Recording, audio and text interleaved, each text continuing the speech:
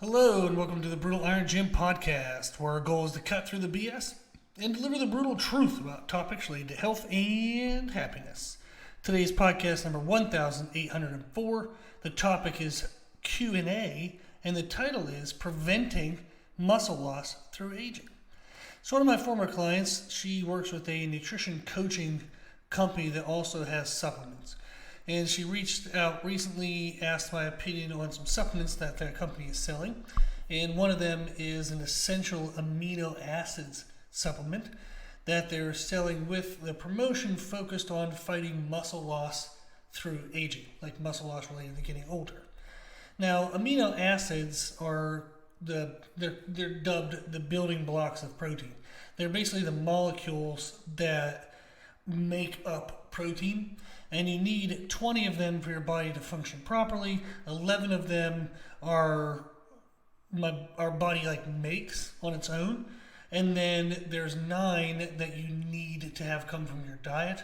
And they're referred to as essential amino acids, meaning it's essential that you get them from your diet. So when they say essential amino acids, it just means the amino acids, the building blocks of protein that have to come from your food because your body can't make it on its own. Now, amino acids, they build muscles. They're involved in a lot of reactions in the body. They transport nutrients. They're involved with fighting illnesses like your immune system.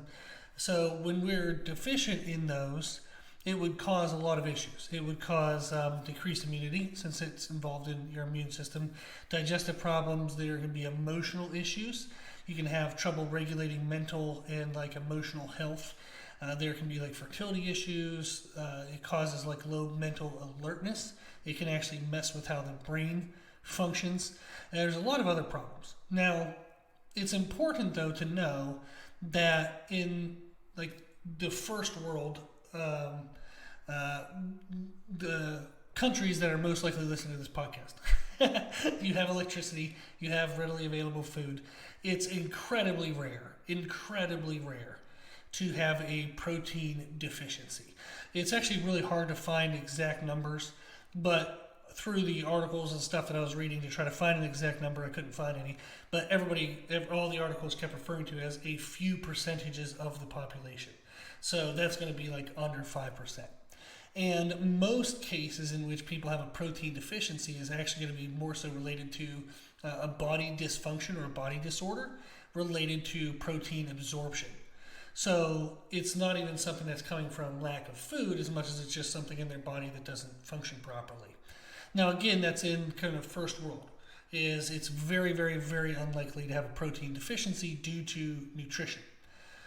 Now, when people have disordered eating, like anorexia, bulimia, I work with clients with that, clinical and kind of self-diagnosed.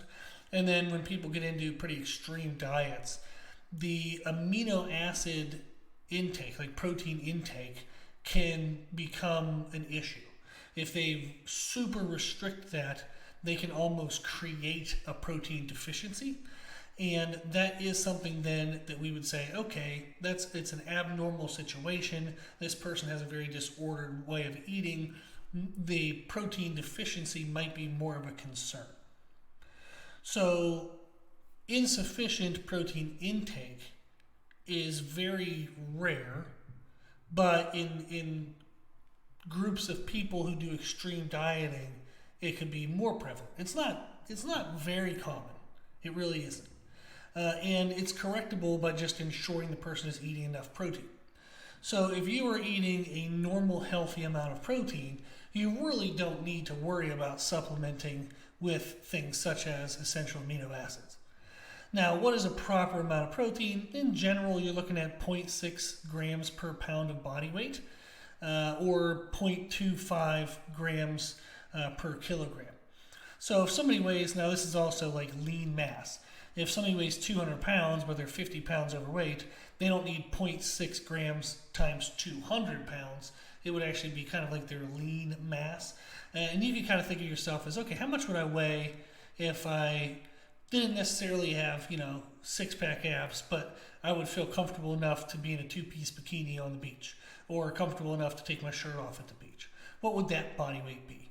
And that's usually a pretty healthy body weight in regards to being lean but not super shredded.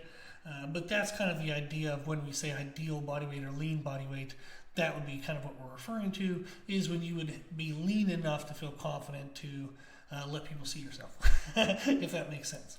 So if you're consuming 0.6 grams per pound or around 0.25 grams per kilogram, it's likely that you're covering your base needs of protein.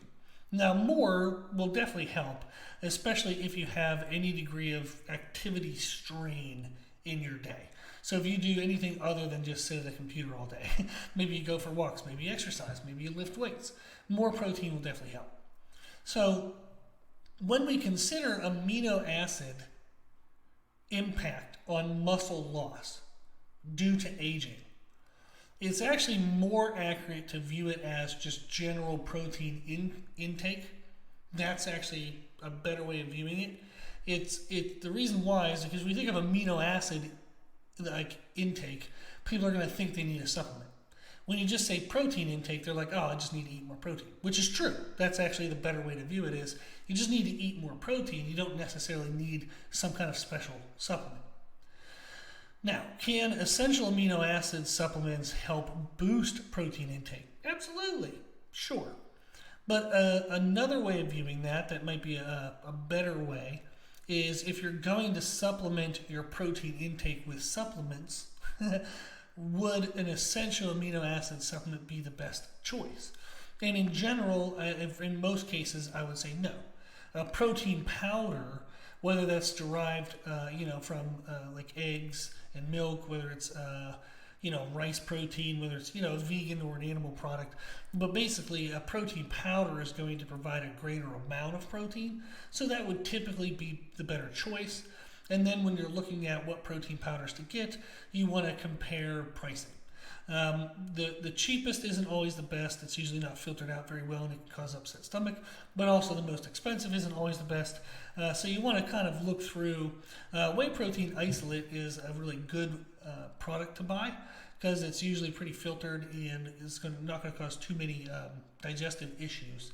But you can also get casein protein, which is a slow digesting protein that's better for like meal replacements. But you want to look more so into protein powders than essential amino acid supplements, just because the protein powder is going to give you more bulk of protein, which if you're looking to supplement your protein intake via a supplement, you're going to want something that provides you 25 grams of protein, which is on average most protein powders are going to give you somewhere between 20 and 25. And you want to look at kind of like whey and casein proteins, not collagen protein. Collagen protein is going to be more so related to connective tissue health. If you want to look at muscle loss, you want to be focusing on whey and casein protein. So, when we look at the concept of muscle loss through aging, the two biggest reasons why people lose muscle through aging is reduced muscle use demand and reduced protein intake. They just stop lifting heavy things or moving heavy things. One day they used to be able to pick up, a 30-pound basket of laundry. They used to pick up a 50-pound bag of mulch. There was just a certain amount of weight that we would be used to moving around. And then we got tired one day, we didn't eat enough one day, we didn't sleep enough one day. All of a sudden that heavy thing kind of feels a little too heavy, and we decide to kind of push it around with our feet or have someone else pick it up for us. And then we just stayed that way. We never picked it back up again. And then all of a sudden our muscle mass starts to reduce because we don't have any demand to maintain it.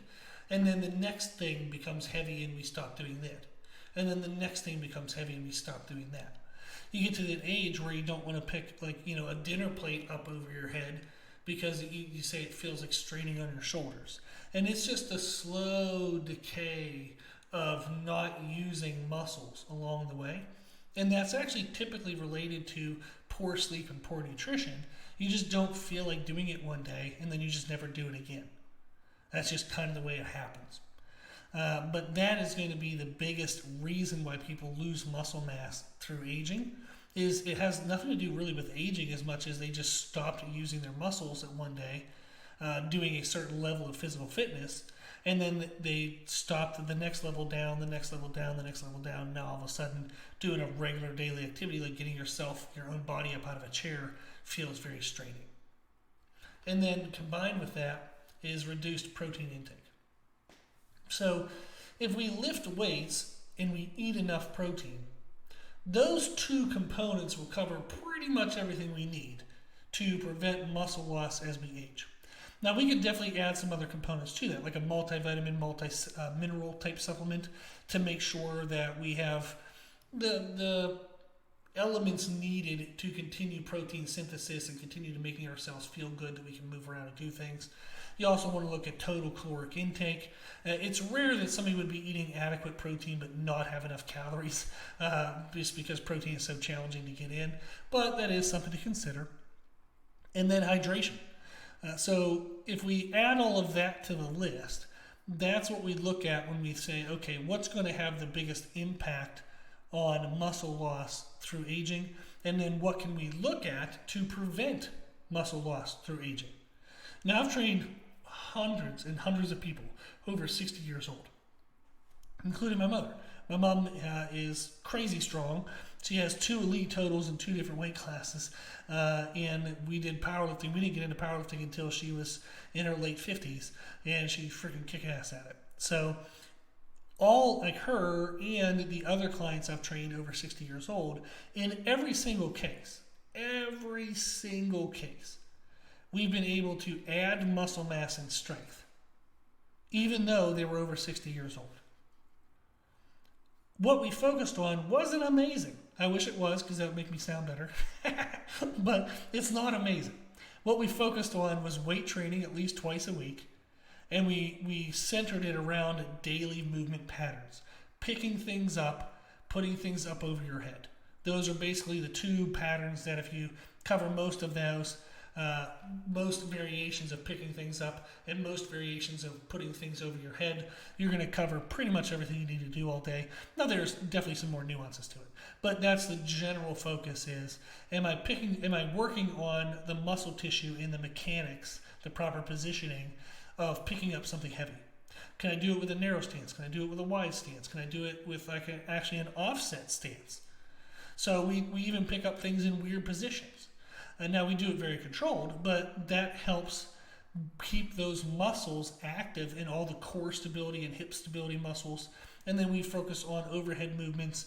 We even do chest presses and rows and kind of horizontal patterns, but we also do a lot of like pull downs, pull ups, push ups, a lot of movement patterns.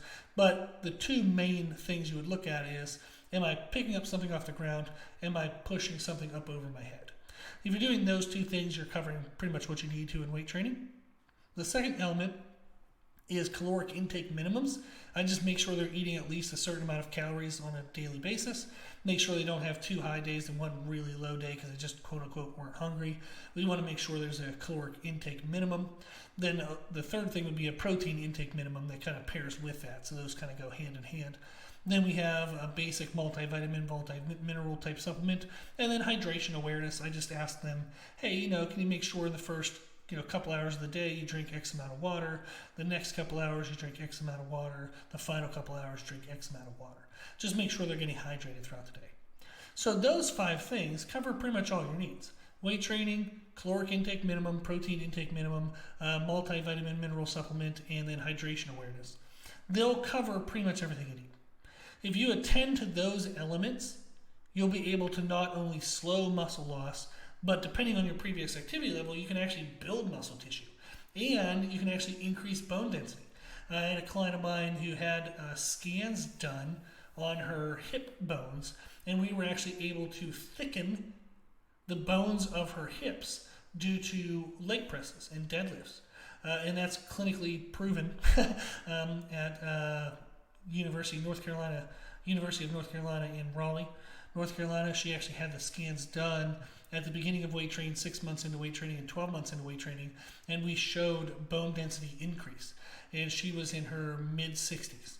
So you can increase muscle mass, but also bone density by just simply paying attention to weight training twice a week, caloric minimums, protein minimums, multivitamin mineral supplement, and then hydration awareness. Okay, so that's what we look at. When we look at preventing muscle loss through aging, just make sure you continue to lift heavy things safely, and then make sure you keep up with your caloric and protein intake, take a multivitamin supplement, and then make sure you drink some fluid throughout the day. That's it.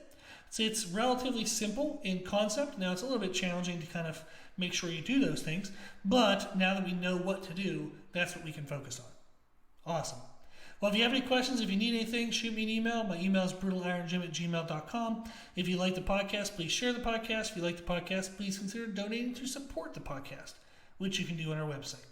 And if you like the information we share in the podcast, you can find more from us on our social media channels. You can find us and follow us on Instagram and YouTube under the name Brutal Iron Gym. As always, I hope this was helpful, and thank you for listening.